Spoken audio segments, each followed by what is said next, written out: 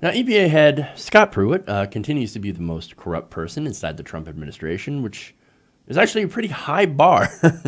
I mean, considering how he's competing with Trump himself over the mantle of who can be the most corrupt person in the administration.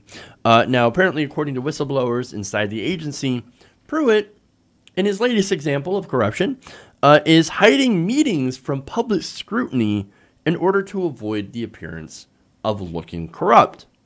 Well, it's a little late for that, since Pruitt keeps getting himself involved in a lot of different scandals, including spending taxpayer money on crazy things like security systems, things to bash open doors, soundproof booths.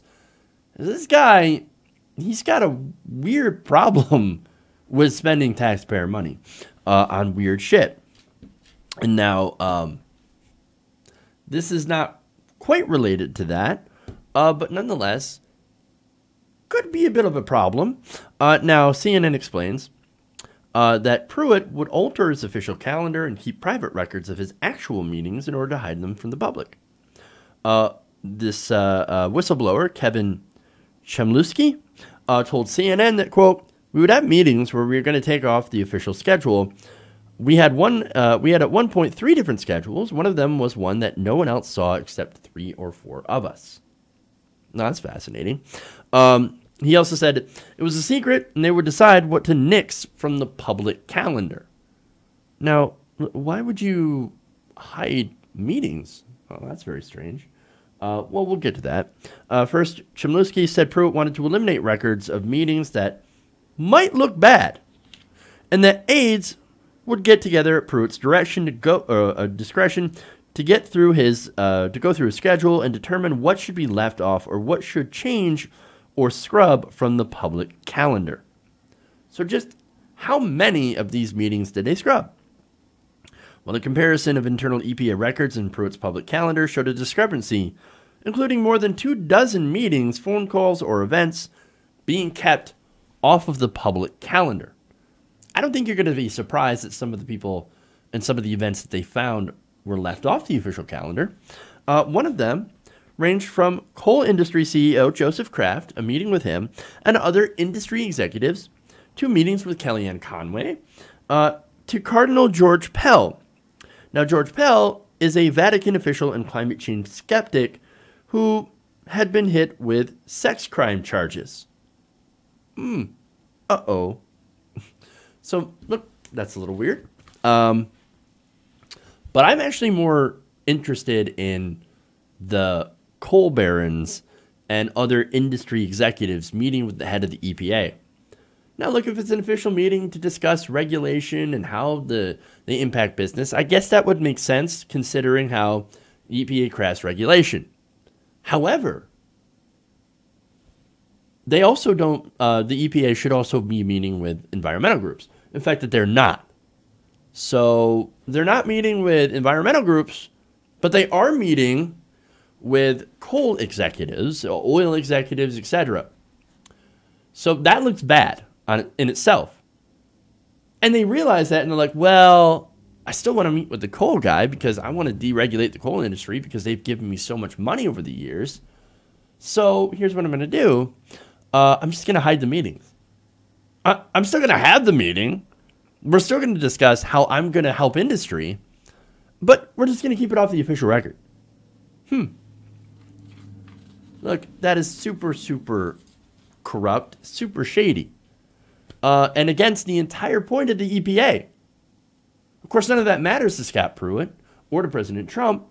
However, what might matter is that this activity is possibly illegal. Now, Larry Noble, Senior Director of the Campaign Legal Center and former General Counsel at the Federal Election Commission, explains, if somebody changed, deleted, scrubbed a federal record with the intent of deceiving the public or intent of deceiving anybody, it could very well be a violation of federal law. Well, that it appears to be what happened. Again, they had at least 3 different schedules in which a very limited number of people saw. Now, the person, Kevin Chemlusky, He was actually fired from the EPA for asking too many questions about what Pruitt was doing with public money. Hey, what are you doing with this? Why are you buying a soundproof booth? All right, you're asking too many questions. You're out of here. That's what somebody who is incredibly corrupt does. When somebody asks questions, they fire him. That's what's going on in the EPA. But look, even if it's not illegal, which again it possibly is, it's still corruption. Again, why would you want to hide meetings with coal barons if you're running the EPA? It's probably to discuss some sort of deal where you deregulate the industry and you will possibly get something in return. Now, there is one thing, I guess at least he's got some sort of awareness about how terrible it looks. But imagine what kind of things that they're talking about inside those meetings. And it's nothing good, if I had to guess, it's nothing good for the environment. I do believe that Pruitt is one of the most corrupt people in this administration. He is emblematic of the swamp that Trump had campaigned on draining.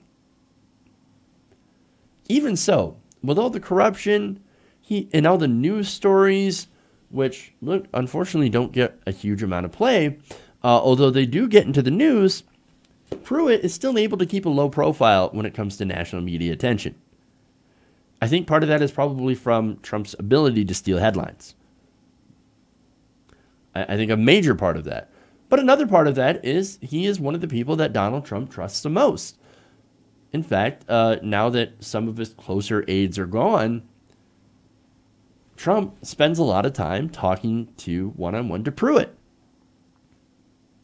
So that is a good indication that Pruitt is still going to stay in this administration for quite some time, which again is ironic because Pruitt is probably the biggest swamp monster there, and he's doing so much damage to the EPA while he's there.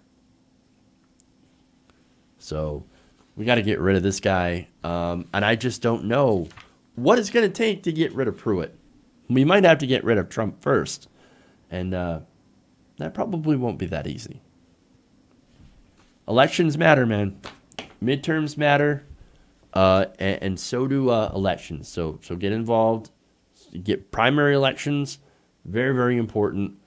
So get involved so that we actually have a good candidate when it comes to general election, so we can actually win and kick these people out of office and end the corruption. Hey everybody, thanks for watching this video. If you want to see more like this, please hit the subscribe button below.